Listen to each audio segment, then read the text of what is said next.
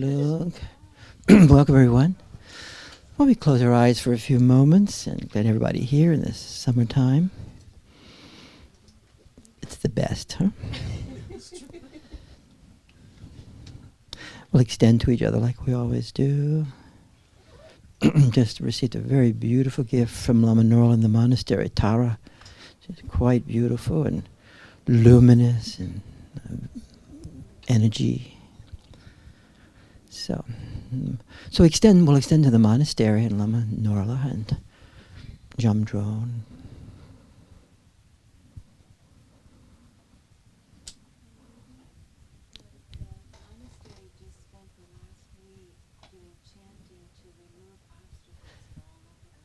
Great.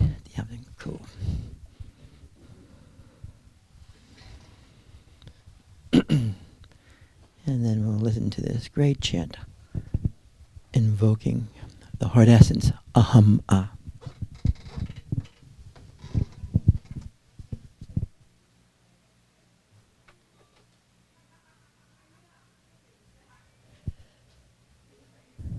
Aham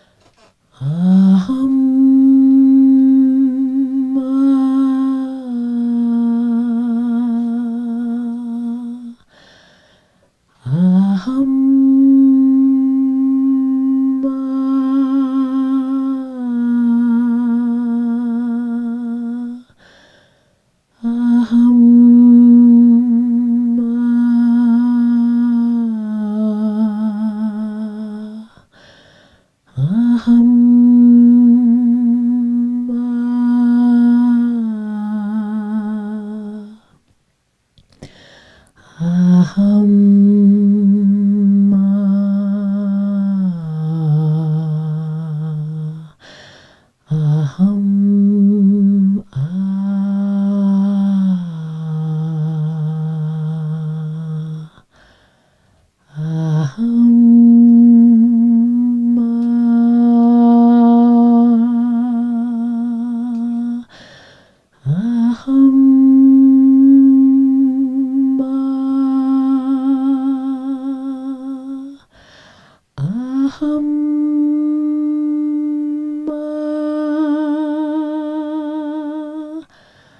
Aham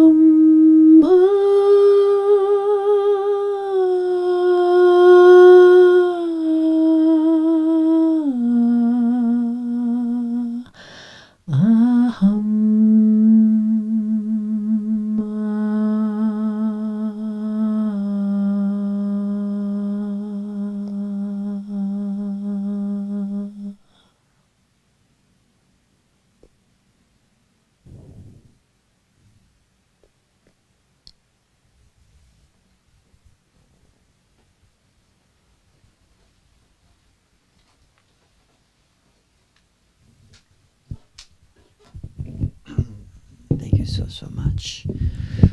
So here we are.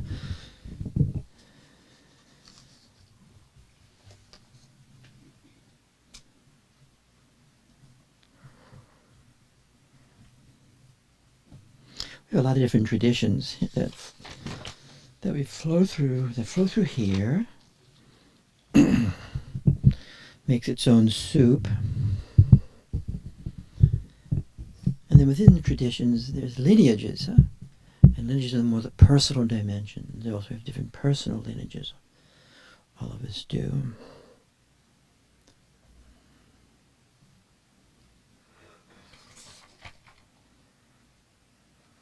So I've been focusing in our little summertime period here with doing some individual work, if you wish. And as we all know, awareness has different dimensions too. Our awareness has different dimensions. And one is the Manakaya, the flesh, but us here, our awareness mind, body, situations, psychology, experience, and working in the field of awareness with its light in each space really can illuminate that, transform it. Then there's another dimension that arises as we remain in awareness and we cultivate awareness. It begins to manifest itself more, herself, to use that language, and that is Sambhogakaya. And Sambhogakaya is the apparitions and the elements and the vortexes, and we've been focusing on that dimension. It's not so much personal psychology and the regular articulation of that, but it's energies like space and movement and the fire intensity. We've been focusing on that. Then the third dimension is Dharmakaya, which is potential space, potentiality. And all these interfuse with each other and manifest each other. And we've been focusing on entering that dimension more and more and more. And just a few little infomercials again. On, I believe Tai Sito is going to be going to the monastery in Wappingers Fall on the 24th or the 25th, one of those days. And he was the person who was supposed to come here, and he really is a master of past life experience. That is one of the things he's known for. So a lot of people go to visit him, and he helps open up that experience for us. And then I think we're going to have in September, not true, we're in September almost, right? Jeez and Pete. I forget the date, but a person may be coming visiting named Mary Reed who brought forth this dilemma of, is this apparitions of, or is this hallucinations? And that does happen for people, huh? And it doesn't mean you're nuts, but because you can be nuts having apparitions, and you can be nuts having hallucinations, or you can be either way. So it's not the question of mental illness. You don't frame it that way. You frame it on the power of is this experience I'm having, is this hallucinatory from my mind, or is this really a perception that I'm having of the experience of awareness itself? And she had that, and she talks about it. And she wound up spending times with the Karmapa and lives in India. So she'll be coming on that Wednesday to the seminar as a guest. Then Friday morning, she will be speaking at the Friday morning meditation seminar. If you guys can come to that, it'd be really cool, okay? You know, if my mind would know it at this moment. It's like the 19th or something. It's a couple of 19th, a couple of weeks from now, okay? And then we're going to be having the author of this book come for the Taiso, and he really is a very brilliant person. He was actually teaching this summer or in the spring at the California Institute of Integral Studies, and people loved him there because he's one of these people who has a synthetic mind, and he integrates lots of different things and speaks about it in a fluid way. So he's going to come here to our seminar, I think on the 21st or something like that. I sent an email out on that. October. This comes in October, and 23rd. And he's going to come to our seminar, and he'll give a talk then. Then he's going to come again to the Friday morning seminar and do some practices. Okay. And then Saturday during Dakini Day, he'll talk on that for 2 hours. And then we'll have a program more for the public on Sundays in the morning, like 9 to 1 or something like that. But I'm more interested in what he's doing with us, because we have lots of experience with this, and when you have a lot of people who have the same experience and not people coming into something new, then more can take place. And what he integrates a lot of different traditions, but what I'm liking, especially in terms of the Dzogchen tradition, and we talked about Padmasambhava last week, and as Herbert Gunther would talk about Padmasambhava, as much of Tibetan Buddhism itself was preoccupied with emptiness, no thingness, and through Padmasambhava's arriving, and is supposedly influenced by the Christian Gnostics, the element of the light becomes more and more in focus, especially in the Dzogchen traditions. and Togal traditions and things like that, which most of you guys have some knowledge of and had empowerments over these years and things like that. The same thing in Kashmir Shaivism. Kashmir Shaivism was really it was Shiva, pure awareness, but the manifestation of Shiva, Shakti, is the light and the energy, huh? And also that influences a lot how you experience appearances. So appearances are embodiments of light. And that way the light meets the light and all that. You guys follow what I'm saying? So if you can really put that on your agenda, that'd be quite cool, okay? And that'd be great. A-okay? So that's what's happening right now. So today, let's enter into awareness together like we always do. Like stand to each other. Welcome our friends on the internet. And then next week, we again start our regular seminar over again. So this topic today is the radiance of awareness as Togal. And we've been really focusing a lot on the radiance, and then simultaneously we'll have this person coming who'll be talking about the radiance dimension of the light. It's interesting you follow Mr. Ma too, who doesn't participate in this seminar, but his Qigong is now focusing primarily on the light and the radiance of the light. So it's in the air, so to speak, the atmosphere, huh? And what flesh is and what creation is. So we've been working with in the Sambhogakaya dimension, working with the radiance of awareness through the resonance of embodied glance. So we're working through the radiance and the resonance of the embodied glance. We even can do that right now with each other. And if you don't practice it, then actually nothing will happen. If you just understand this intellectually, who cares? So to work within the radiance of awareness, to this field, is to work with Togal, the gazing. We used to focus a lot on that, especially as we focus more on Dzogchen, the gazing. We see the same things in the Phenomenology in Heidegger and Merleau-Ponty. Huh? So the gazing methods of Dzogchen, or that we call it the leaping methods, where you leap into the nature of being. And this is supposed to be the most direct experience. And again, for those who like to read, there's a set of books, but you can buy just volume 1. This is all translated by Alan Wallace. And this is Dorjem Lingpa's. And Dorjem Lingpa was the founder of the Dorjem tradition, which we love a lot here. Dorjem Rinpoche, Dorjem Tinley Norbu, Lama Torchen. And the Dorjem Lingpa was the founder of this, and he's a most magnificent writer. And this particular text, it's under $10. It's called The Heart of the Great Perfection, Dorjem Lingpa's Visions of the Great Perfection. And it really is a text on Togal. And most of the parts of it are the section on a most eloquent section, most explicit section on the gazing experiences. If you like this sort of thing, I would read it and have your own thoughts on this, okay? This is a great book, inexpensive. None of this is easy to read, so you don't read it like in a day. You read a sentence, and then you read it with your mind and awareness. If you read this only in your mind, gobbledygook. If you enter awareness and you read it in awareness, then you will have corresponding arisings of understanding in your body.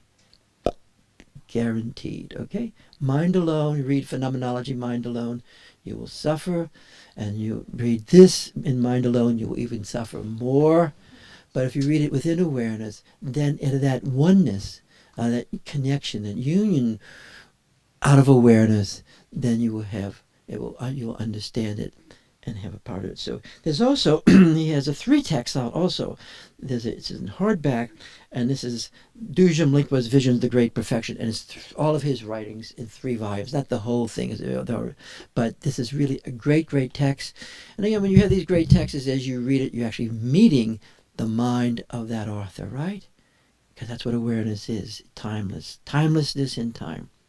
So, highly recommended. There's another text, blah, blah, blah, blah. But this text is the soul, essence of clear light. This is the Trauma Togal practices. And this is a classic text, and it's again translated by Lama Chonam and Sanjay Khandro, the really great translators. And this is a magnificent text. And sometimes you have to say they're restricted. I'm always amazed at XXX stuff. I'm going to go on a rapid restricted text. When I was growing up as a Catholic person, they had the XX stuff. And as soon as I saw XX, I had to read it. XXX has always been an invitation to me to read. Forget about the other stuff, because that's where the real drama is. In the Catholic tradition, it's the bad things are XXX. In the Buddhist tradition, it's the good things that are XXS. Anyway, I don't let things like that get in my way too much, just so. And most people here have had empowerments around Togal, because they want to know if you had the empowerments, Or you can always have the intention you're going to get the empowerment when you can. It's also, there's the law, and there's all kind of ways of working the law. So if you're a law-abiding person, you want to know all the exemptions. You with me? And there's ways you can do that. Raise your hands if you're understanding what I'm saying. Yeah. So having said that, but these are magnificent texts. You with me? And I'm always giving you my own opinions, and I'm floating here and there, because that's how I am. But it's really good to read someone direct. Thank you. Okay, let's continue on here. So we'll extend to each other. So Togal is gazing. And Togal can work with the gazing within Namanikaya. You can work with gazing within Sambhogakaya, with a self and others. And you can also work with gazing within Dharmakaya. And all this is a method of becoming what we are. And that mantra that was being chanted, Ahama, is actually, I'm becoming what I am. Dhananda gave me that mantra many, many years ago. Aham, ah. It's a heart essence mantra. It opens up the heart. He didn't speak about it all the time for some reason. But it took place when I had a good opportunity of interviewing him for Voices magazine with Red Mountain, a wonderful, wonderful person's author. And I think I might try and play this interview with him sometime, as we're getting aged here. And he speaks about depression and things like that, and how to cut through depression, what it means to be in awareness, and things like that. And Baba was not a particularly religious person, and he belonged to, in his own way, everything and anything. So we've been focusing within the gaze of attunement of light, right? We've been attuning to each other through the gaze into the Sambhogakaya dimension. And the Sambhogakaya dimension is not only experiencing apparitions, like some people see dakinis and goddess and gods and animals and nature, but it's also working with the elements, fire, water, winds, space. And that's what I've been seeing us working with of light. Say yes if that's making some sense, what I'm saying here.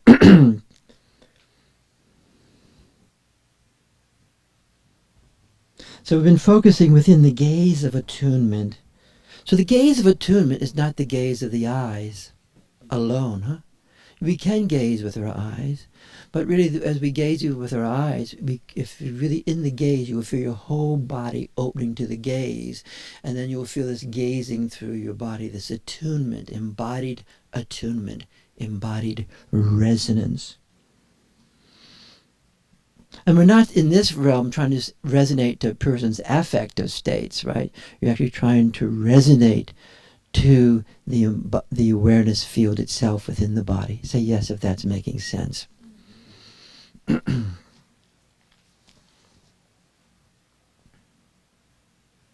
so we focus on the gaze of attunement to the Sambhogakaya dimension, bringing forth the directness of embodied self-liberation swiftly. And then all the people who focus on the Dzogchen tradition, especially in Togal, cutting through is where you unpack an open experience, that you begin to experience the energy and the light in it. And Togal is where you start learning to gaze into phenomena, both phenomena and the phenomena of the sky and nature, to experience the arising of the light within yourself and the light there. And that is supposed to be the most direct, swift way of self-liberation. So the radiance as the path of awareness is the way of indivisibleness. Just if I have the light, if I am aware of the light in my own body, so it takes one to know one, then it opens up for me the possibility of experiencing the light in your body, not as a thought, but as a felt sense, as a resonance arising. Even right now, we can do this. And that way, as the light arises, then there's a me and there's a you in indivisibility. Then we all can have the possibility of experiencing duality within non-duality, and non-duality within duality.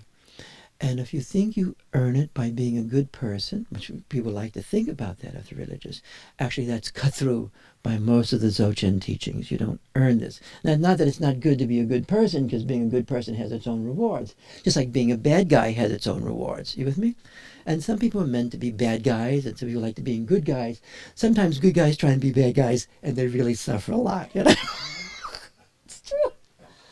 Sometimes people are bad guys, they try and be good guys, and they really suffer a lot too, you know. So you kind of have to know your nature of the street, so to speak.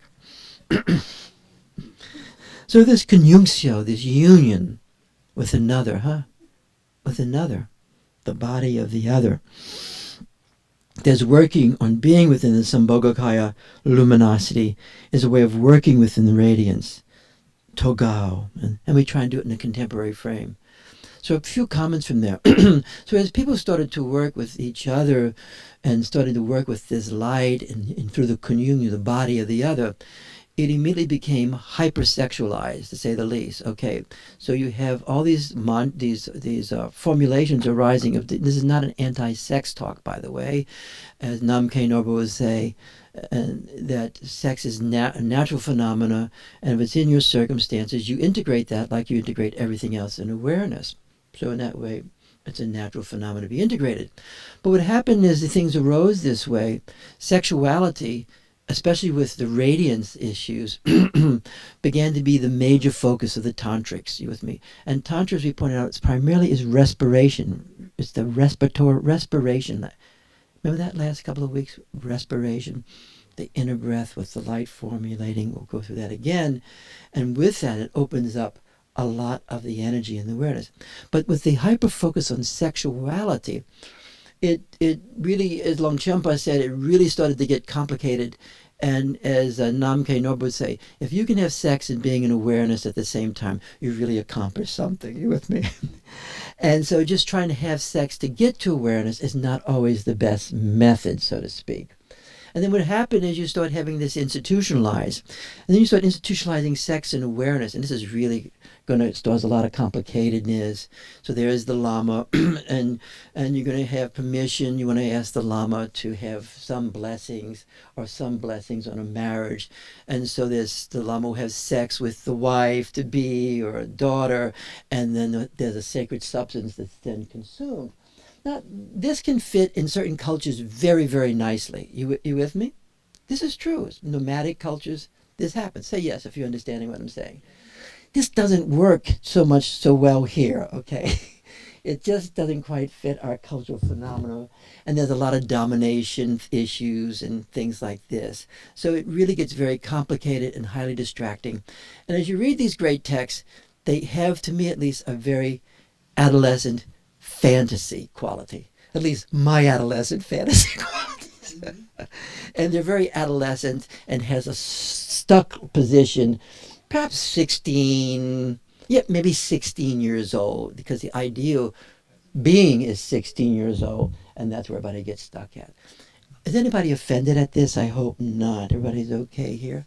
So we'll continue on with this discussion.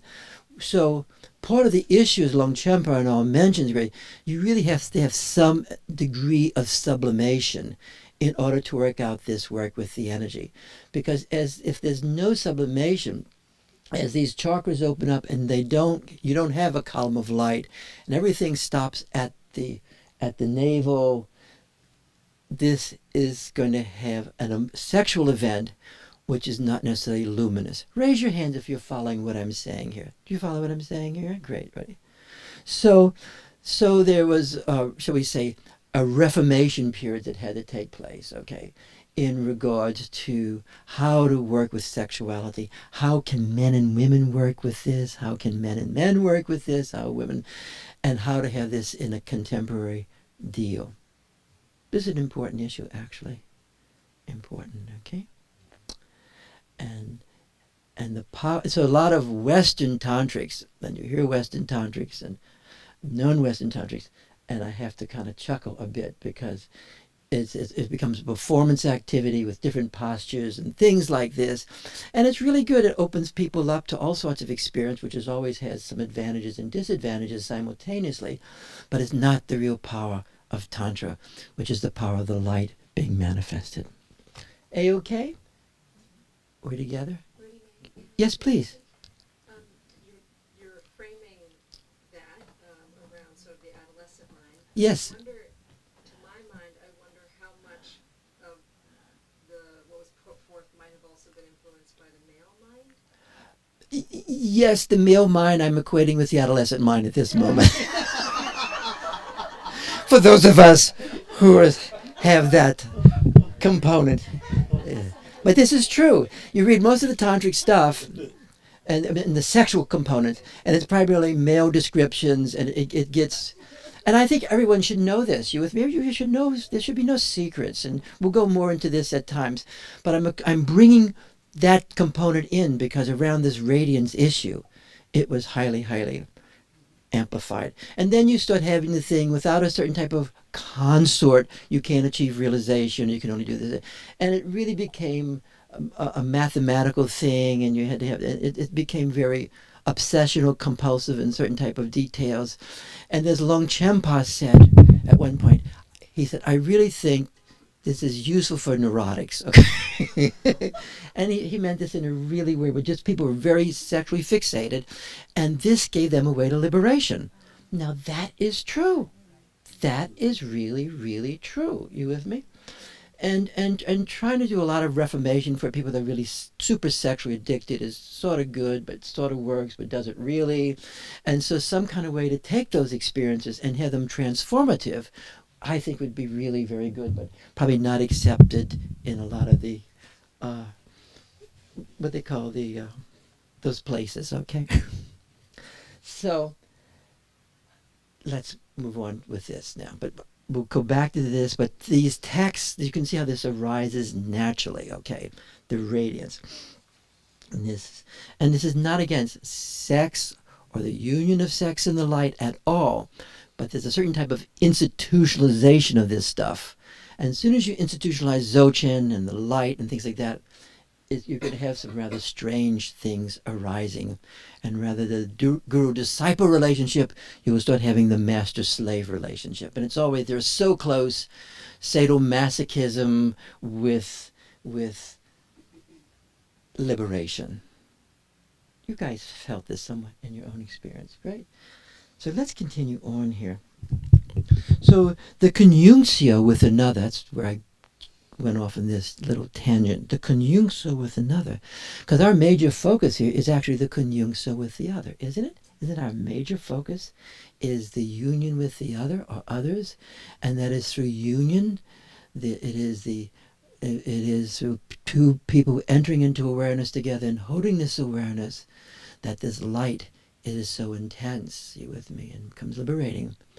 And this doesn't depend on sex, it doesn't depend on age, it is free of all those issues.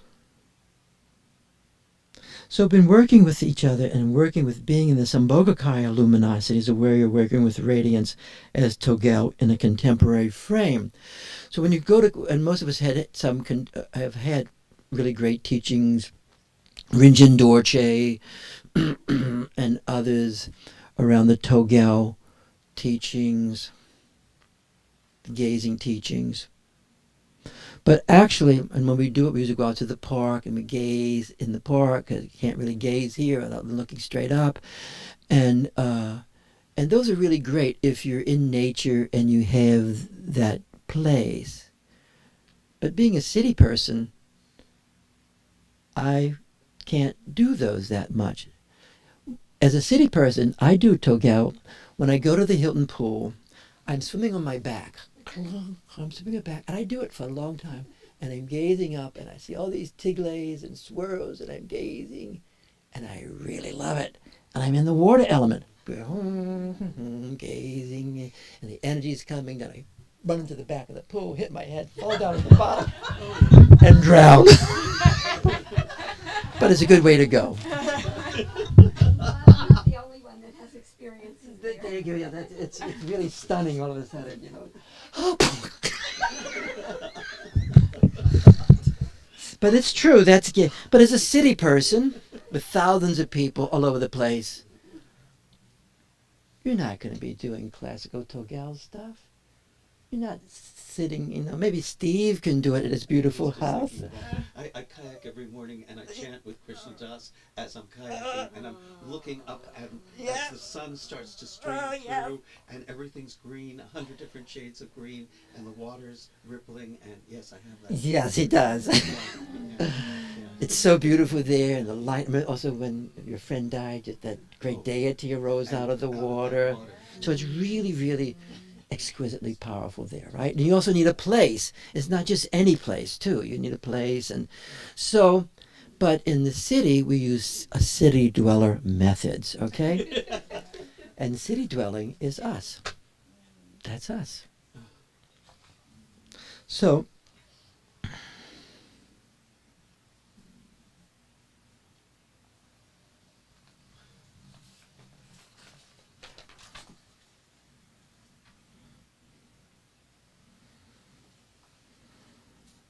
So the classical method is sky gazing, using different gazes and postures.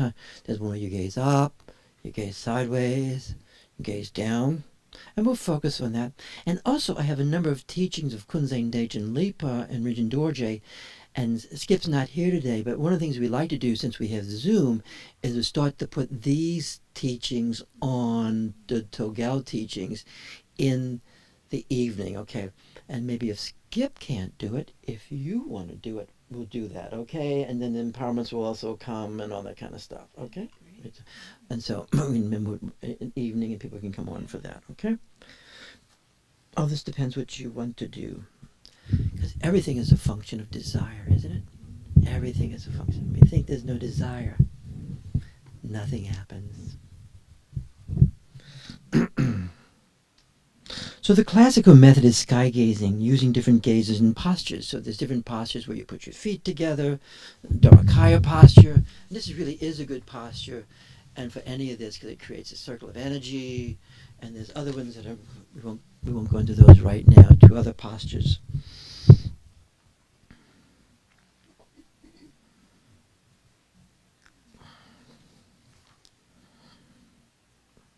So we also had a lot of empowerments through the flight of the Garuda and the golden spoon, and we've had cutting through empowerments and the leaping through, which is called Treko and Togal. Some of you may know. Most of you.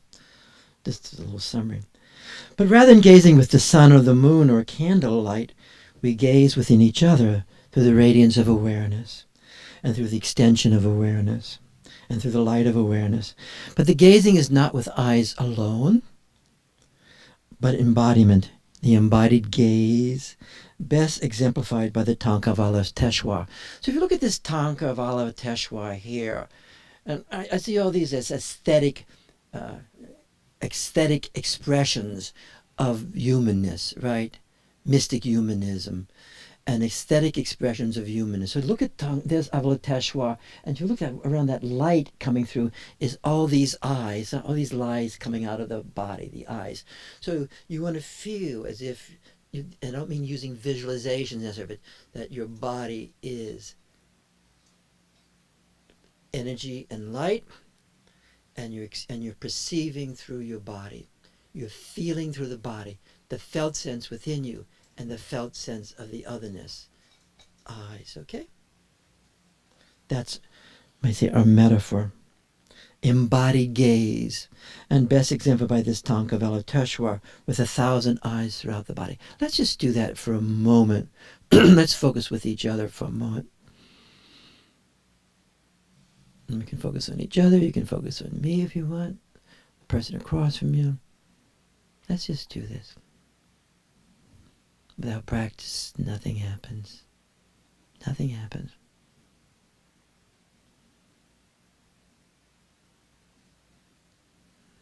Then within this, I always like focusing on an individual. So I'll focus on Carol. So in that focus of the field itself, to focus on singularity raises the light and the intensity. And there's a felt sense of singularity, huh? So the light of the body resonating, experiencing the light of embodied awareness. Now this is a very natural thing for many, many people. You don't have to have this sort of lectures and things, but these are some traditions that raise this further. You'll see some of the same in Heideggerian phenomenology. And this is why this method, if you have the capacity, is so powerful and so direct to self-liberation. And Dzogchen itself is a metaphor of Rigpa, which simply means becoming aware of awareness through embodiment. And you can use cutting through methods to open up, unpack my experience, that my experience becomes felt as space and light and energy. Or even words, we do that. Or the Togal, the gazing methods. And many of the new translation traditions, the traditions of the Kagyu, and they don't focus so much on these methods. Or the Kalupa and Sakya. Mahamudra doesn't focus as much on these methods. From gazing within, and then as we gaze within, we gaze directly through the body. That's why our theme is the body is the medium of the field. That was Merleau-Ponty's great statement. The body is the medium of the field. And by body, he means actually the embodied awareness, right? Or you can have a person have a very strong muscular body, very dense, in body and mind, and there will not be much resonating gazing power, right? You get people that are very, very sick, completely sick, and yet their gazing power is so fantastic. It's totally cool, totally cool. And that's why you want to know the difference between the body of the flat body of the meat, the core, I think, K-or, core, in French, core, and the body of the light, Pachara. Say yes if you're understanding what I'm saying. Embodiment has two different meanings here. And sometimes people work very hard on embodiment, especially when people have dissociation, and they work very hard on embodiment, knowing where their kidneys are, their this is and their that is.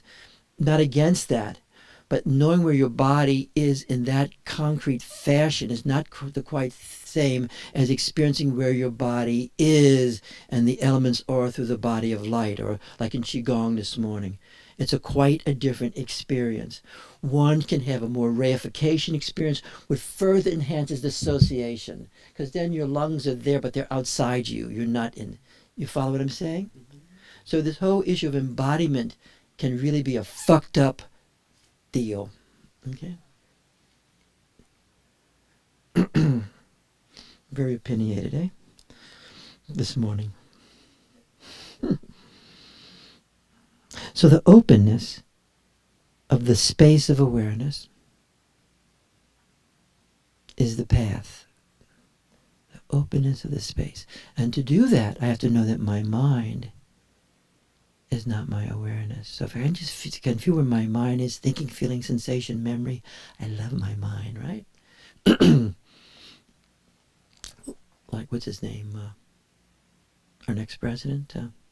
I love my mind.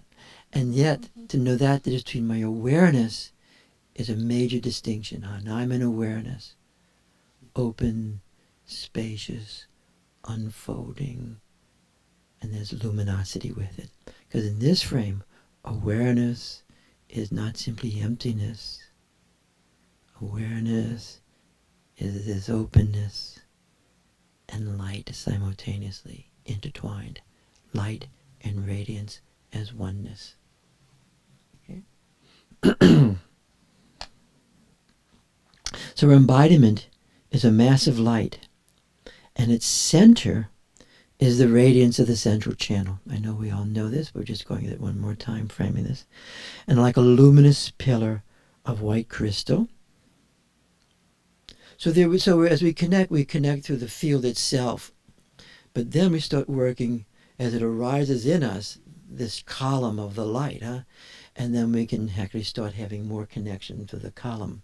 And the conjunctio can be between the field itself, and then the conjunctio is through the column of light. And that is really much more empowerment. Say yes if you're understanding that. Raise your hands if you've experienced all this. Great. Okay. Now, because with everything arises out of our own experience. So like a pillar of white crystal. Now within this channel, at the level of the heart, Hridayam, that mantra, Hamaz, Hridayam mantra, Hri, Hridayam mantra, Dakini mantra, Oma, Hum Yana Dakini Bam Mahari Necessity Hung, heart essence mantra. There is radiant Ah arising, Aham. It glistens like the moon, and sometimes it's radiant like the sun. So sometimes you can experience this exquisite, soft, maternal moonlight, and other times it's this fiery light of the sun, like cooking, baking, everything, metabolizing everything. So within the channel, the level of the heart, there's the radiant Ah glistening like the moon. And as we do this, we can mingle our mind with this bindu, with this sphere, SPHRE. So this we learn, first we distinguish our mind from awareness, but then it's absolutely necessary to bring our mind into awareness. So there's a union between our mind and awareness. And as we have this union between our mind and awareness and within our body and our heart, then a lot can begin to take place. And so the sphere, the mind-awareness union becomes indivisible. That's the first union you really want to have. That conjunctio is really beginning to bring us light of liberation. And then out of my mind-awareness union, so I focus on Elizabeth sitting next to me and I touch her and feel her. So now I'm feeling through the light. I'm touching her through the light. That's a big difference right there. It's enormously, enormously soothing and liberating, And then I'm experiencing awareness through her, with her, as it says in the Yeshe Lama, the Handbook of Dzogchen, by the inner yin and the outer yin meet. The inner field and the outer field meet. And there's a non-duality taking place, and yet we're still individuated. We're not in a messy blob. Right? The other thing is, if I have awareness alone, I'm not going to know singularity. And I'm incomplete. We can be in awareness alone. Like a lot of times, just meditating in awareness by itself without mind is really fantastic. But then you walk out the door and you're run over by a truck. A fire truck. So what? A fire truck. So what? Yes. You know, that's exactly what people think. So what? Because life itself doesn't mean shit. However, I don't want to go yet. Unless you want to go. Then life doesn't mean that much. That's true. Many yogis, life doesn't mean that much. But if it does mean much, and appearances mean much, and continuity means much, responsibilities in the world mean much, then you might want to stay. But to stay, you want to have your mind in union, because then you will know details. If I'm in mind alone, I know your face, I know you, but I don't know the light of awareness. However, if I am in awareness and I'm in union with my mind, then I know you. I know you both in singularity, and I know you in the light of the union of awareness. That's why, this is Longchenpa, okay? That's why he would emphasize both, first initially differentiating our mind from awareness, and then integrating our mind to awareness, that then you can be in the world of appearances. So all the world of appearances then become a vehicle for self-liberation. Where is the singularity? Her face is singularity. her face. The human face is singularity. The human face is the beatific vision, the light of divinity coming through in the immediacy of the moment. And so is the human voice. Then you really hear the Vajrayana coming through. Voice, body, speech, mind. So it's singularity and duality, a non-duality. It is singularity in non-duality. Duality. And so when you cut off duality,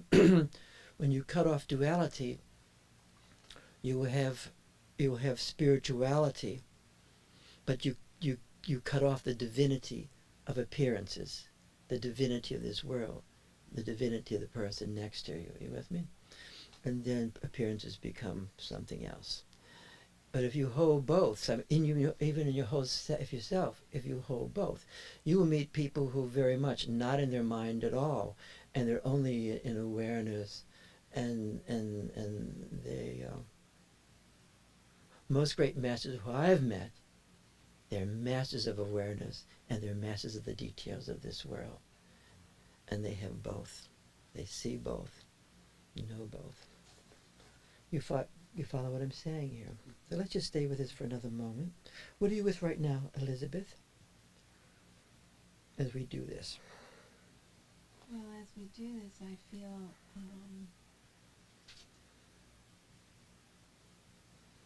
both more connected to the field and also more connected to the column of light. Yes.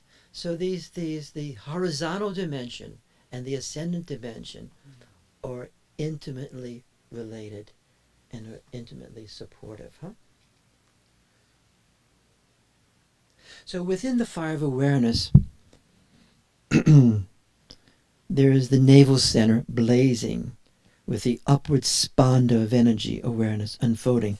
So the energy starts to arise, and sometimes it depends where we're at, but because you can make the connection anyway to any of the centers. Usually after a while you make it primarily through the heart center, but the energy still arises up from the center. It comes to the navel, blazing with energy, dantian, and then it moves upward, unfolding in the heart. And actually the very unfolding of the energy, a little naked awareness, comes right to this spot here, that little doorway, right? That doorway opens. And the very energy itself opens that doorway. That energy itself, sometimes a touch also, but the energy itself opens it. And it keeps expanding and rising. And up through the palate of the mouth. Palate of the mouth starts to open, right? And then with the palate of the mouth, all the nectarian states begin to flow. Inner chambers of bliss, then luminous bliss extending up through the forehead, eyes. This also intensifies the light because the gaze of Avateshwar, which is the great compassion, is not simply a receptive gaze. It is a gaze of transmission of the light. He's not just gazing, wishing you well. I wish you well. Good luck. You've got my feelings. Big a deal. It's the gaze of transmission. The gaze of the light moving through. And so it intensifies. Okay, then to the crown for the forehead. This is often painful when this opens. The Brahmadanda doorway opens up the top of the head. The crown center, all that opens. And then you can feel the column of light. Raise your hands if you feel that. Many feel it. Great. Then that intensity, that is awareness embodied, and that intensity allows you to metabolize experience. The metabolization of experience. And even that great psychiatrist from Boston, whose name I always forget, Bassel, discussions with him, how When you have awareness, and nowadays people sit and they focus with awareness, right? When they have awareness, when you have awareness and you're going through stuff, you're less damaged. When you're going through stuff and you're just trying to metabolize it all through your mind, your little thinking function starts to crack, your feeling function, your sensation functions, you start to fall apart, right? And disintegrate. But if that awareness is strong enough and that becomes your base, then less damage is done. Okay, I like that statement from him. I believe it to be true. That's why even people who have early awakenings of awareness, you with me? That awareness is protecting them even though very difficult experiences are taking place from them. And many people, you guys shaking, you've been therapists for too many years, you actually see that a person's history is not simply the final denomination of what takes place or how it's experienced. Huh? And when you have that arising of that light early in it, doesn't mean the suffering's not there, but there's a creative working with. Yes, please. Sometimes it even protects them from remembering what happened until they have enough support. Yes. That. There's real grace in the face, like they don't even know what it was until they have Yes. the right support. Yes. That protection. And last time we went into a little rap about this again, because there's a certain naive thing, and it's so naive that just to experience it in fullness is to be liberated. You with me? And even the sacred cognitive behavioral people think that. Many cognitive behavioral people think that just whatever the experience is, whatever that is, you just move through it. You with me? And you really need a certain type of strength to do that. So when people are moving through experience and memories beginning to open up, as it begins to be opened up, if it's being, that which is being experienced is being held in awareness, which is only so much, it's metabolized so much, and then it's bracketed off to another day, that is really good method. You follow what I'm saying? And what you're bringing up also is a person goes through a sequence of going through their history. It's metabolized up to a certain point because of awareness. This is what Winnicott would say, because of transitional space, which is awareness. In mind alone, it can be very iatrogenic. Just knowing what took place can be iatrogenic, right? It just, or just feeling the actual reality of it can be iatrogenic, right? I can be re-experiencing trauma one more time, right? So it's very, very tricky. And the issue of foreclosure, which Freud spoke about a lot, is very important, because there are certain memories that are foreclosed, even though awareness itself is not foreclosed because of the very events of that awareness. Do you follow what I'm saying? The content can be foreclosed, and yet because of the tear in that content, I'm not just white bread person. You with me? And so there's an intensity of eros and thanatos that arises. Okay. Then, at a certain time, context, and I can begin to go through those memories, those events. Sometimes, as Winnicott would say, for the first time, I go through it. I start re-experiencing it in the light of awareness, moving through it, and then I'm metabolizing it. Because the power of awareness is this metabolization power. You with me? By awareness, I don't mean a cognition. Oh, look, finger. No. Awareness is this state that we're in, that you can feel it, embodying it with its luminosity and energy and openness and knowingness. And it's a capacity to digest. It is ultimately like the metaphor of digesting. Okay? I hope is this getting boring for you guys? I don't know if you're repeating this stuff. Okay, too much. So as this takes place and I digest a certain amount of it, it's then bracketed. and then I'd go more and more through it and bracket it. And so there is a natural foreclosure that comes back again. Foreclosure is not repression. Foreclosure is a great door that that happens naturally. In terms of the past, even the good aspects of the past, a lot of the past I may not remember, but the good affects are still there, even though I don't remember all the details. They're remembered in my body, but not in my mind, because my mind could not grasp it. But the body experience could remember those experiences. So they're in me now as me. But also, if I'm working through trauma, there's a certain period where a natural foreclosure comes up again.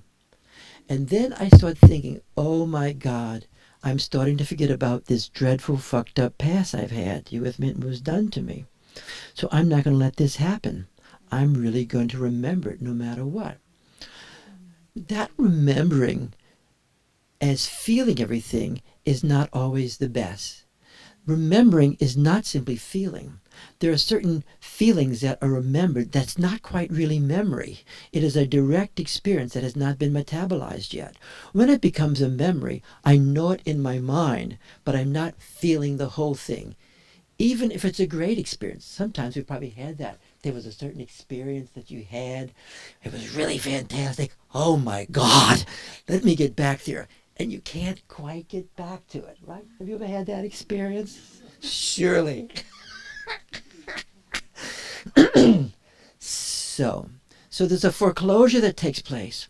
When the foreclosure takes place, you then have to get into the drama of surrendering an aspect of your life. Not that you don't know it. You want to know the context of your life, but you don't want to be reliving the context of your life endlessly. You with me? Because that alone can have an addictive quality. You with me? And you don't want to forget it. Who wants to forget it? But you think the only way to remember it is to remember it. Number two, if you happen to be a person who has some direct awareness from childhood, many of you guys do. That's why you come to a seminar like this. If you have that direct awareness, you don't have a memory of it. When you go back to it, because of the direct awareness, it takes you back into direct experience as a 2-year-old. And that is not always useful for you. You with me? You want to free your direct awareness from that ego state of a 2-year-old. So this is where ego state psychology is really useful, not often thought about. There are certain states of mind, of you or me, where gnosis was experienced through a 2-year-old and 3-year-old state. However, I have to differentiate my gnosis from a 2-year-old and 3-year-old state. You with me? Because experiencing that as a 2-year-old and 3-year-old again is not doing me any good whatsoever other than renewing suffering. Raise your hands if you're following what I'm saying. So there's a way you want to free yourself, your gnosis itself, your direct perception, from being time-bound in a certain age. Okay. You got what I'm saying here? Mm-hmm. From being time-bound with a certain age. You want to free some of the knowledge of your mind that it sits in awareness, which is timeless. All of our awareness is a continuum, but ultimately awareness is, the essence of Dzogchen is timeless awareness. So you want to be in timeless awareness in time. That's why if I'm not in my mind, I'm just in timeless awareness, Feed me now. When you were describing, when we first started this run, and you were describing totalness, you with me? And non-duality. You were in non-duality, but there was also differentiatedness within that non-duality in the totalness. Your mind was also, she was subsumed in the power of the awareness state. But that mind really, really is sacred. The mind herself is an expression, and all the memories of the mind are expression of non-duality. But we want to learn the skill and the art of what to experience now. You guys running with this, what I'm saying? And when you're seeing clients, just to have people relive everything over and over and over and over things, they will relieve it, and you want to relieve it in a certain way where awareness is there and the person is in awareness. And there's also certain existential challenges that have to take place. Because the great drama in all our lives is not what took place or what did not take place. Those traces are there. But the real challenge, even after we know it took place or did not take place, that's just contextualizing, is what will take place now and what will not take place now. So unless all this does not become an existential situation and is brought into existential moment, ultimately that is fucked up. I can't think of a better word. And to me, then what could be done and the liberation that can be done will not be done. It must become existential. And in that existential moments, then one has to risk having experience and doing experience. That's why knowledge is ultimately action, as the Shaivite masters say. One must take some action and do something that had not been done before. Pause. I don't know even why I'm going over this again, but for some reason it keeps coming up, okay? I'll just follow it, okay? Number 2, out of a lot of trauma, addictions form. Have you ever had any addiction? You should have at least one addiction. If you don't have an addiction of some sort, you just don't know yourself. White bread. So there'll be some addiction. You with me? We could have good addictions, but whatever my addiction to be. Some of us just have addictions to the truth. That's a really terrible addiction. You with me? It is a serious addiction. Well, then you're really not going to be liberated. Baba used to talk about that. Beyond right and wrong, good and evil, truth. So, many addictions are a function of some form of trauma. You with me? Some form of trauma. Often beyond memory, or just cumulative, just the But there will come a place for liberation to take place. You have to free yourself from your addiction as much as possible. And some people don't. And some masters don't. So you have people who are masters and they still have addictions. You just read a few lives. It's always good. It's really great to read the lives of people who consider themselves masters who other people do. And it's always a interesting experience with me. But when you're not quite freed from an addiction, the addiction itself can become a method of liberation. You with me? But before you make it, before you settle into that, you might want to consider liberating yourself from whatever the addiction is. Let's sit for a minute. Being liberated from addiction. Sometimes it's just a tiny addiction. Tiny addiction. Because at that moment, you're located in a compulsive state of mind. Some people have the capacity to infuse that compulsive state of mind with the light of awareness. They can actually do that. Most of us can't. I can't. Maybe you can. So the compulsive state, I do what I would not do, is obscuration, and it's a blind spot in your life. Now the dilemma with that addiction is a substitute. It's a screen memory for the terrors that you went through. The addiction itself has a soothing function. It actually works. And yet it itself is the shadow of what took place. And so when it comes to me, touch your hand, when it comes to me giving up that addiction, whatever that means, I am faced with the same annihilation anxiety that I was faced at that phase of my life. This is why addictions are very tricky. You with me? And so to give that up, I'm faced again with the same existential trauma and drama that I was faced when I could never handle it, at an age that I could not handle it. Uninformed person.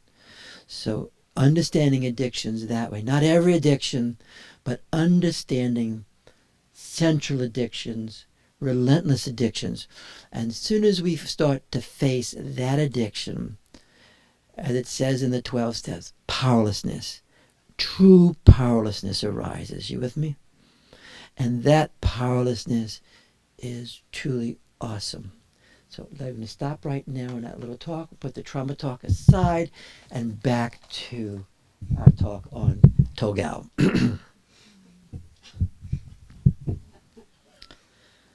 Almost done. So, as you and I enter this awareness of the light and enter it with each other, we go back, let's enter into that again. And hope we were in it when we went through that little wrap. Nectarian liquid-like states arise and flow through embodied awareness, intensifying the light and the spacious bliss, the empty spaciousness is bliss. We start experiencing these spheres, SPHURIS, of bliss. And the flow of the nectar and the heat from the fire metabolizes and dissolves demonic energies. By demonic energies, I don't necessarily mean little guys with 3 heads, but demonic energies meaning experiences of the past field, the generational field, experiences of events I've had, or you've had, experience of people that are there, and from the whole range of experience arising out of the alike field, but it's the demonic qualities that are in all of us, right? States of negation in object-related, anti-libidinal terms, anti-life terms to use for body and language, anti-libidinal things, anti-libidinal suicidal frames, anti-life internalizations, anti-libidinal, and all the various forms of anti-libidinalness. You with me? Anti-this world, anti-human beings, anti-races, anti-libidinal themes arise. Obscurations, all the obscurations, dark propensities. So everything starts becoming the luminous body of the light, the embodiment of the light, and the dynamic strength of wisdom, gnosis, wisdom, flesh, aham. And I see us working on that the past weeks, okay? And if you wish, you can experience the syllable ah within the center of your heart. And sometimes why these mantras are really useful. Ah doesn't belong to any tradition. Ah. It can manifest within us, in front of us, within our eyes. And you can experience the luminosity purifying the elements, de-densifying obscurations, and becoming embodied awareness as light. As you and I experience the embodiment of luminous awareness, experiencing this intensifying by being in awareness with another skilled person.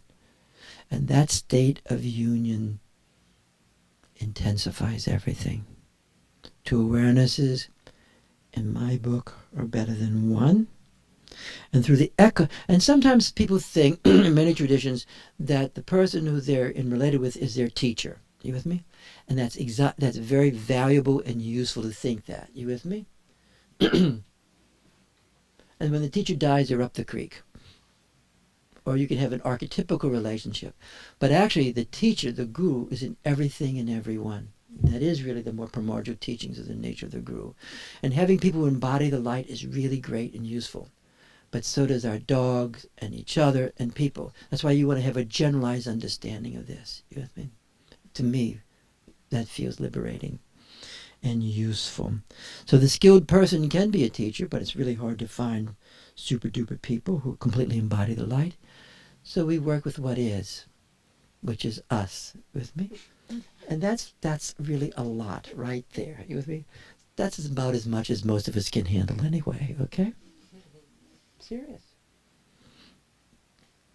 So the echo of resonance and the transmission of the light becomes fuller, and the experiencing this, you deepen your capacity of the great compassion, which is this capacity of extending the light, not only in each other, but into others. But near and those four within awareness, one and everything is completely near without distance inside. So as you and I enter awareness, we can see that even on the internet, right? There's no distance, right? You guys there? So if we enter into awareness, it's really all non-local. So if we're here or through distance, it's a non-local experience. Because as you and I are in awareness, in timeless awareness is non-local. Right? Raise your hands if that's making sense for you. This review. So, the Sambhogakaya dimension, sorry, almost over with.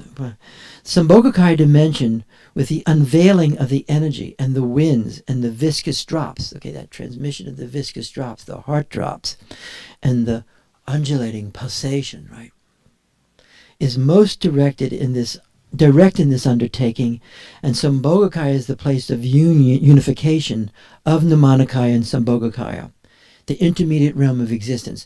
So the intermediate realm from this frame is the Sambhogakaya dimension. And you read Durjam Lingpa's autobiography, it's all Sambhogakaya. You read Swami Muktananda's biography, it's all Sambhogakaya. You read various autobiographies, or you hear people saying, oh, the world is deities. What does he mean by that? You know, a little, oh my God. But he means this view of this Sambhogakaya dimension. That's why cultivating that and opening that is really cool for all of us, right? So everybody here, we know how to work with awareness as the light with people's psychological experiences, our own, but we're opening up this next dimension as much as we can, right? And many of us do that already.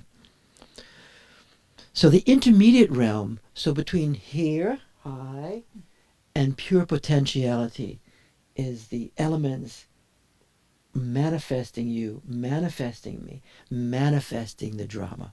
And so to connect to those elemental levels is what Sambhogakaya is. So it's not just the apparitions of the gods and goddesses, you with me? And so this is a beautiful manifestation of Tara, right? You just feel it. And all the symbolization of it, you don't have to know intellectually the symbols of it, but you connect to this relationally, energetically. As soon as I saw it, well, it was a stunning moment for me just now, 2 minutes ago, when I got this gift. And it came here to the center. But actually, you can take this away, you know. It's because that is not the only manifestation of Tara, is not this view. Tara can manifest as my dog Snowy. You with me? Tara can manifest as a face in a window. Tara can manifest as water. Tara has many different manifestations. The archetypes, and depending on my culture, she may look like this, which I have, or she may have other different looks like that. You follow what I'm saying? Alan, which is named the great translator, who writes about Alan Wallace, says it could be a mathematical signature. Tara could be a eloquent equation of the dark. What do they call those dark things in astrology, astronomy? Dark holes, yes. So it depends on your culture how she manifests. You say yes if you follow that. Yeah. Almost done. So you're trying to invoke if we want to be in the intermediate realm of experience. This was Winnicott's great understanding. Huh? To being in mind alone is very, very hard. So how to enter this intermediate awareness, where you're in the space of awareness and you're in between the intermediate, huh? And that's where the archetypes also, he would say, manifest. Even the Jungian thinking, the archetypical dimensions manifest in the intermediate area, Sambhogakaya area. That's why the archetypes are not simply psychological as some think. They are really manifestations of the archetypical dimension for a particular person's psychology. So for some, they would see Heraclitus, or they would see the goddesses from the Greek goddesses. That goddess is an archetypical goddess that is appearing to that person in their culture. Like this goddess is appearing that way in us. Say yes if you understand that. You want to open these doors that it's not mystified and out of human mysticism, To me, all mysticism is mystic humanism. It's the mysticism of human consciousness, huh? Mm-hmm. Divinity as human consciousness. With the demonic hanging around a lot. So, of course, if you do not practice regular meditation, I'm sorry to take so long this morning, but this is like a summary what I think we've been doing. At least that's what I think. May not be true. So, of course, if you do not practice regularly meditation, that's why if you're coming back to this seminar, our deal is you have to practice 45 minutes. Now, if you're doing it because it's a deal, it's not going to work anyway, right? This is the catch-22. If you're doing it because it's a deal, it's not going to work. But if you're not doing it because you want to be an authentic person and not to cop to anybody's deal, it's not going to work either. So you can be in a catch-22. I'm an independent person. Fuck this shit. You know? So you can find yourself caught that way, right? But for resonance, I would love everybody to continue. How many people are meditating 45 minutes a day around every day? Well, not Saturdays always. Come what? Mostly? You said every day, so I was like, oh. You're a mom. Okay. That's a You have meditation. that's a meditation itself, okay? That is true. And it doesn't just depend on meditating or with her little eyes closed and fingers. Okay, let's continue. But we want to stay with what we're doing. So if you're not open to practice, and then these practices, you really want to practice them. Okay? And if you do not have any understanding after all this time, and then you can be focused with your mind. If you don't have understanding of what we went over with today, really and truly, this may not be your place, okay? With all due respect, really and truly, if you don't understand this, and it's not in your pocket, and this is not a boring repetition, then you say, well, what am I doing here? This may not be my place. I'm serious. Because this is not for everybody. It just is not for everybody. I hope everybody comes back. You're welcome to come back. I would love you to come back. But this should be very familiar, and at some level, it makes sense that you want to do the praxis of it, okay? Doesn't mean you can't do everything else also. But if not, take up golf. So the body is the medium of the field. We're now finishing our past year. This year is ending since what took place in last September. That's why I'm doing this, okay. So the body is the medium of the field. An embodiment of the field is the source of resonance of the field. Without embodiment, if I'm disassociated, this is not going to take place for me. I have to really, and I have to risk being in the flesh and the touch. You with me? And as soon as there's any touch, or I'm close to a human being, and I go into sexual madness, I haven't really learned what the essence of Kundalini is how to transform this energy. All tantric masters are masters of sexuality. At some level, you want to have some master of sexuality where you're not dragged around by your ears. And then you have the capacity to sexualize whatever or whoever you want. When you have the capacity to sexualize whatever you want or whoever you want, then you have agency in this. And so the word, no chemistry, which I often have to chuckle at, doesn't have the same component anymore as the talk in Tantra. Do you follow what I'm saying? Then the word, no chemistry, doesn't have the same power anymore. Say yes if you follow this. Yes. Then you have mastery with this energy. It's the energy, it's the light, opening up these chakras, feeling the subtle breath, feeling the respiration. That is, to me, essential to what we're doing here. So our embodiment of the awareness field allows the body to become the medium of the field. And the embodiment resides in the channels. So it's not, that's what the channels are for. For?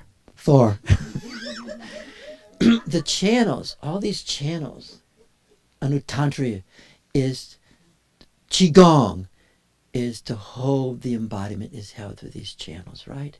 Because the channels are intermediate areas.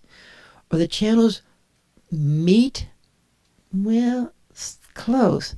Or they're not, well, they're not quite meet. Well, what are they? They're intermediate area of experience. The channels or the Sambhogakaya dimension in us, in our embodiment. You guys follow what I'm saying? So, that's why, depending on who you're working with, it'll be different channels, huh? So, the embodiment resides in the channels.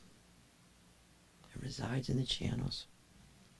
And this is the potential that arises and manifests through the openness of the channels and the openness of our bodies and the resonance. You with me?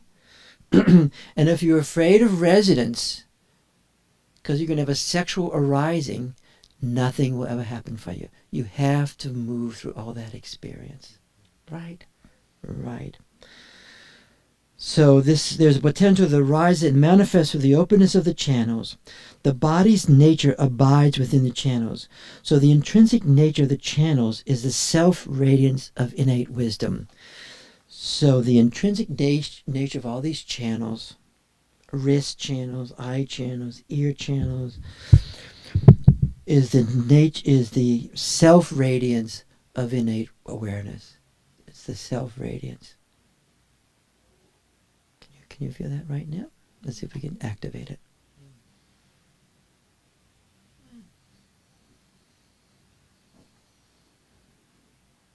The nature of the channels are extremely subtle, clear light.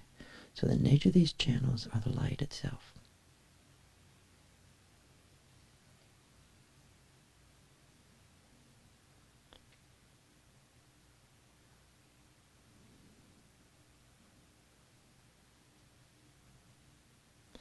And so the nature of the channel is extremely subtle, clear light, primordially abiding as what is called the extremely subtle body, subtle embodiment. And with that we can enter non-duality with whomever we love, or even if we dislike them intensely. The ordinary body becomes the body of light. And the origin of our mind and its connection and awareness is the bindus, these little vortexes. Human beings are vortexes of light. This sphere of vortexualness. So, a little longer than I wanted to give this morning. So let's let's break up into couples today, like we always do. If you knew this will sound like a lot of babble to you, do not worry about it.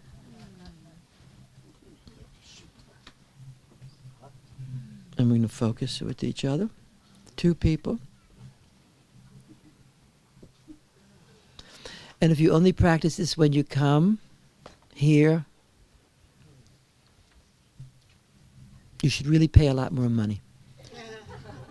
Because this is the only place you do it.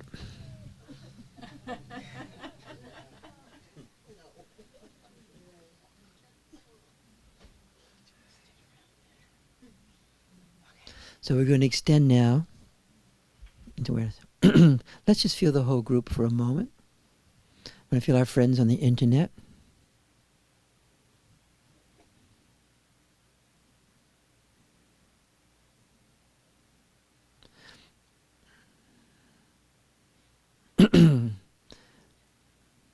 I really like seeing people on the internet.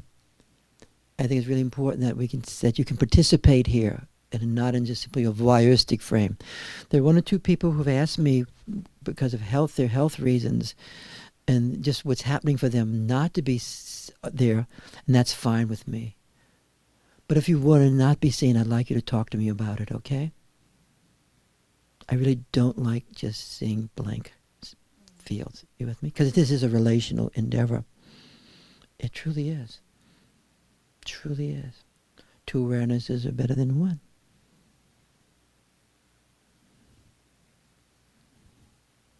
We institutionalize a lot of spirituality. And we think institutionalization is the tradition being held. Maybe so, maybe no.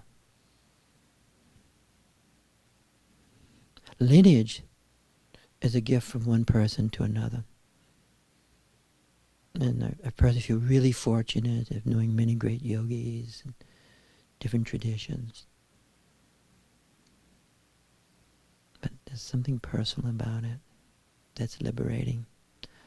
The Purusha. Awareness is personhood. And with that understanding, let's lean into each other.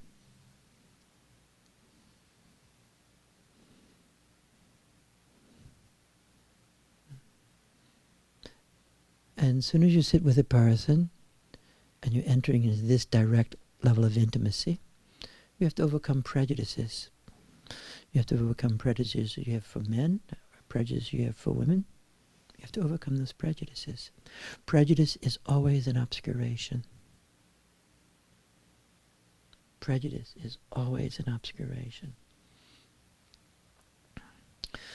That's really why the challenge is to have this capacity with everyone and everything.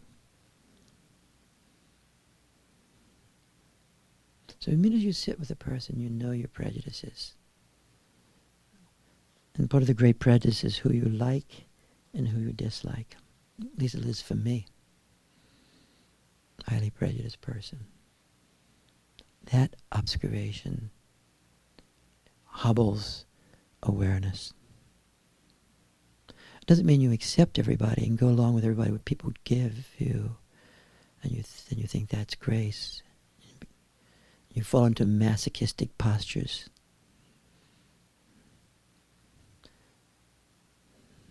Masochism is not liberation. Even masochism for the sake of love is not liberation. So let's enter into our awareness. Now I'd like you at a point to feel how you're integrating your mind into your awareness. And I'll be gazing at you guys here, and I want you to let the gaze come into your eyes like Avateshwar. And then you can open your eyes. Sometimes when you open your eyes, you can have a little bit of a fierce gaze, just a little bit of a fierce gaze. But if you're staring, you're not in a gaze. A stare is not a gaze.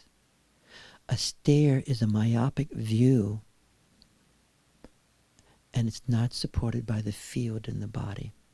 That's why the gaze arises out of the body, and the channels where the gaze arises from are called the Gati channels. They come from your heart up to your ears, around your ears, and come into your eyes.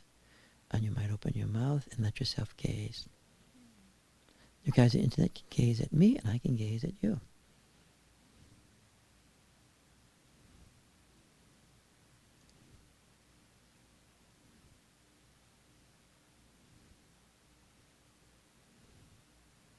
And you're gazing with your whole body, and your eyes are part of the gaze. You want to shift from your gaze being in mind alone, which is a stare, an objectifying stare, as Sartre described.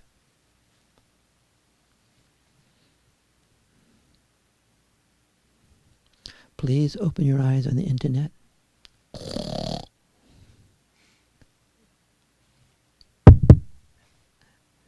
We can gaze. Great.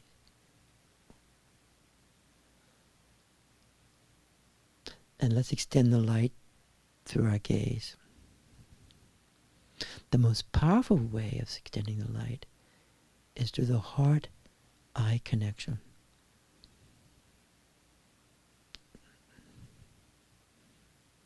When you have the heart-eye connection, then if you open your mouth, you can extend the breathless breath into a person.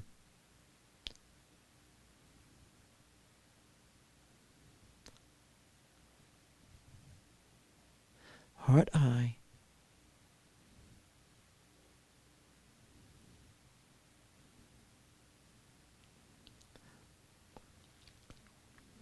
Now I'd like simply one person to enter the breathless breath, if you can, and simply breathe into the other person's chest a bit, like just breathing in, like you're breathing in space and light.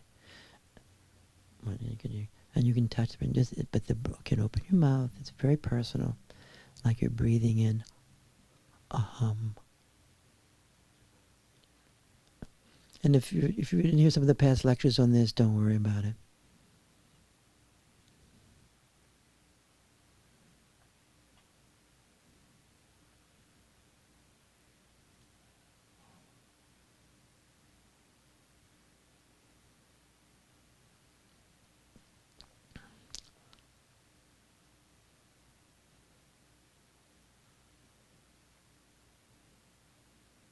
And Dan, how are you doing right now?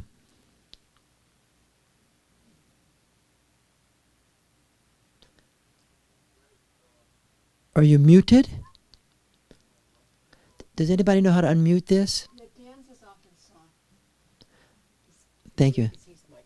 Okay, it's your mic? It's his mic. I'm afraid we can't hear you. Just a little louder, Dan. Be louder. Yep. What's happening for you?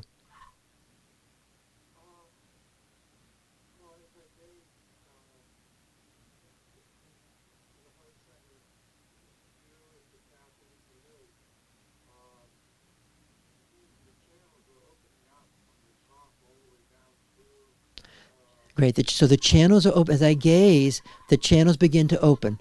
Fantastic.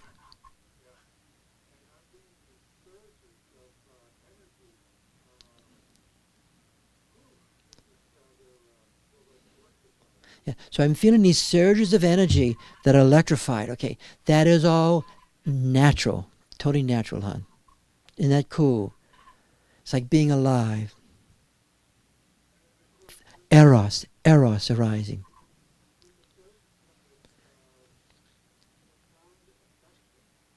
With surges, I have profound affection. Yes. That profound affection is the felt part of the felt sense of the great compassion. Really, the best way of, compassion has so many different meanings, but it's really affection. It's great, profound affection. It had that word is closer than the other stuff. Thank you. We're going to pause for a minute. Kathy, how are you doing?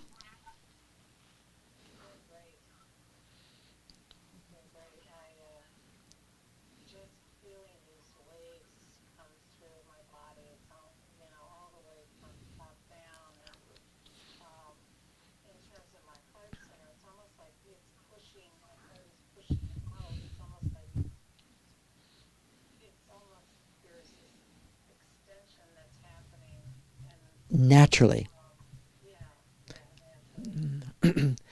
Now, those two descriptions are really so elegant, and here we are, a bunch of most ordinary people. You with me? And it's the ordinariness and the naturalness that we can allow ourselves to be in the world this way without undue specialness, and allow ourselves to feel the vastness of the light of awareness, the liberating of the light of awareness, and as we bring our mind into the heart, and how we can extend this to people naturally within ourselves and each other. So I'm going to extend to you guys one more time. We'll do this together. Then a mysterious conjunctio, and also the archetypal support we have, you have. And anything you experience, you should consider this belongs to me. You with me? And that kind of in owning is really important. There's a kind of false humility, you with me, that's not really the boldness that this takes, okay? So then you have to start thinking you're special or you're perfect in order to own this. Then you get fucked up with that. So you own it just as you are. You with me? Great. Now I want to see where everybody else is at right now. And so here we're going to pass the mic around to these folks. Everybody okay?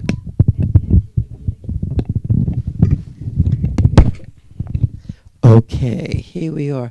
Would you mind, please, just briefly describe what's happening for you as you do this?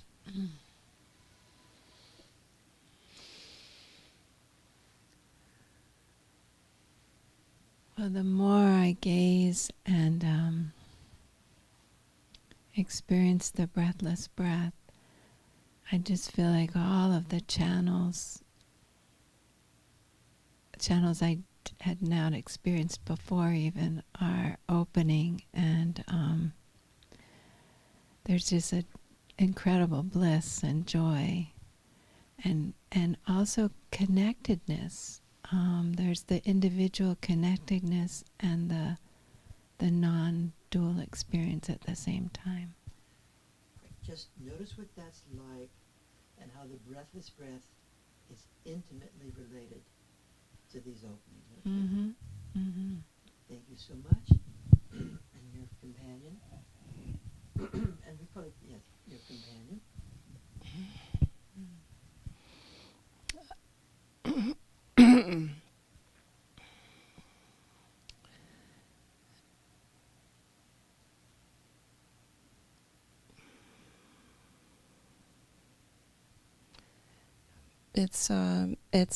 It's a flow back and forth of me and then a large spinning entity of Elizabeth and myself, but it's not us, it's something else. It's like a third. It's like a whirl of energy. Like a vortex. And very active, and yet I can sit in relaxation. Thank you. Just relaxing. It's sometimes we use the word the third arises. It's me and you and the third. And then that third is this sphere that's now holding us and containing us. And even sometimes you can people consider that like the Dakini also, you know, being held. And I really appreciate Tara here. It's so beautiful. So much energy. And the feminine energy is so exquisite. How this moon.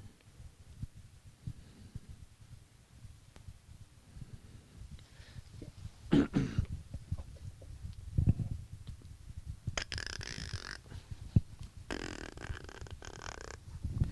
you mind describing your experience? Right now, I was just gazing into Marianne's heart, and it opened like this deep cave where it just fell into this rich, like swirling, embodied, restful, deep, dark, beautiful place.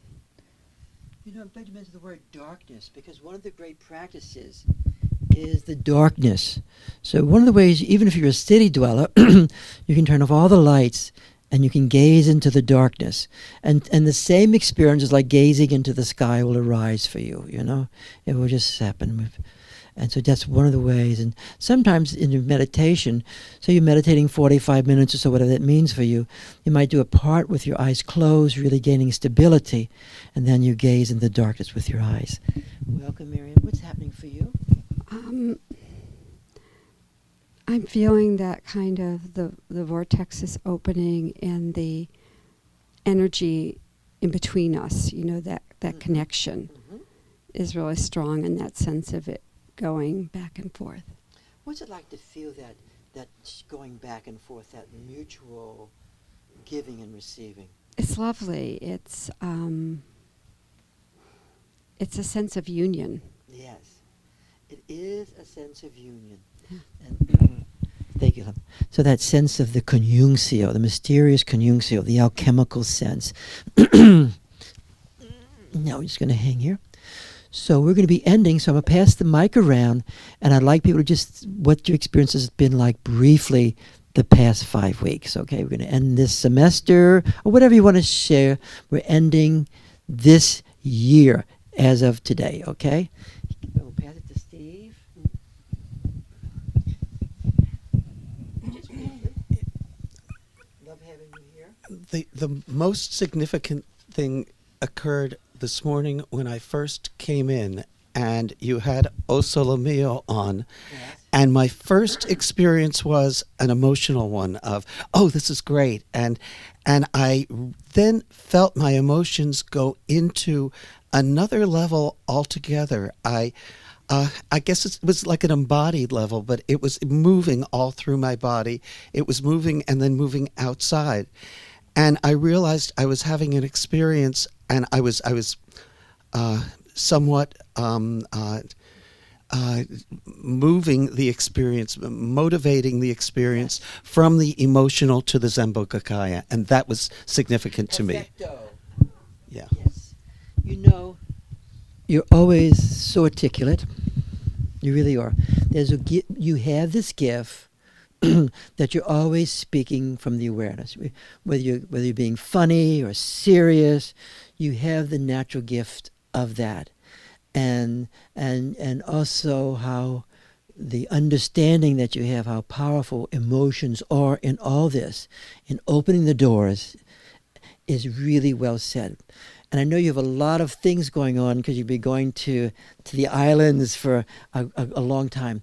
But on one of your agendas, in the background, and I know you're also a writer, I know you also have written technically, I would love for you to consider writing just what you told us just now, and why that's important, and what that is means. Because there's the East philosophy and there's Western philosophy, and there's, out of that churning and that challenge, something third emerges. You with me? And I believe that's taking place. And I like the way you articulate your experience so well. If that would be okay with you at some point, is to really articulate, because you have a gift that when you talk, we feel it, and your writing's going to be the same way. It's going to be you coming through the written word, and it's a clear gift that you have. Thank you so much, Carol.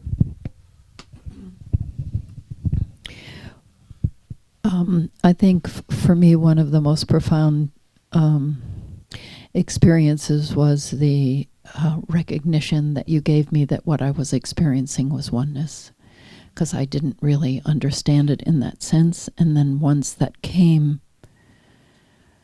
it was profound, and you helped me really sustain that. And that was, I was drunk with it, literally. It was very hard driving home. Anyway. And then since that time of that recognition, of being able to move into that space again and again, not quite as powerfully as it was, but I touch it and I feel it and I experience it and I know it. And I know it's there always. I know it's there always. When you expressed yourself that day for all of us, that recognition came to all of us simultaneously, as you brought forth the totality Right. of that moment in its intense differentiatedness. There was total oneness Right. simultaneously. Yeah. Thank you. Thank you. I would love also, if you would mind at some point writing that up. I did, and sent it to Elizabeth last Okay, night. great. Thank you. You know, because I'm not just doing this like an automaton, okay, now like somebody write is the stupid stuff, bull. But there's a maturity that people have here, you with me, and a fruitionness as ordinary people that is expressed so wonderfully. Thank you. Next person, briefly, just briefly. Briefly, just gifts that I can then go share with clients that are gifts to them. Thank you, and we're glad you're here, and we loved how things have unfolded for you since you've been here. Really glad you're here. Thank you. So thank you for the August summary. That was very helpful for the August visitor. The year has been quite a journey with unexpected interpersonal academic challenges and family stuff. And the gift to me has been the emergent ability to hang out with terror. Well said. So as she says that, I'm past after I make my little 2-cent commentaries. As she says that, the ability to hang out in terror, right, is intrinsic to the unfolding of awareness. You with me? And she's voicing that for all of us. So it takes me back when Joao de Deus was here, right? And any of these people that come, it's really great, all right, because we're fortunate. And Joao says, would you like to hear the secret? It's a little funny, of shamanism. I said, yeah. Sitting up there having a few drinks, and he says,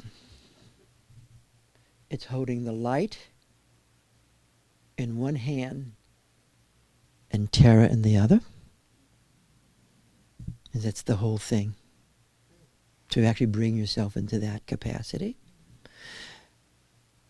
And then as Yen Chin, who also would come here, would say, you have to come to the point, and this is not a masochistic statement, it's a statement of power. Nothing is unbearable. Nothing is unbearable. And that is really, really being victorious. You know, they say, let's extend the light to the victorious ones. And for the victorious ones, being undefeatable is really, really exquisite. I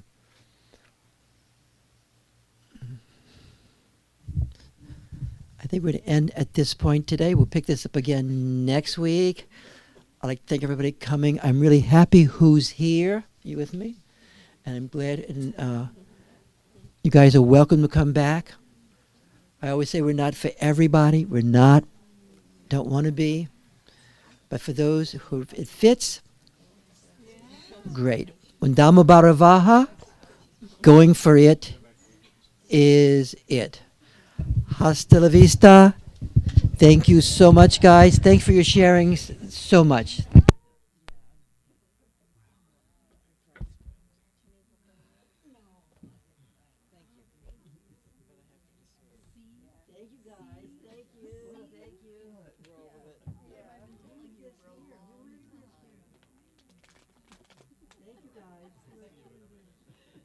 Good time?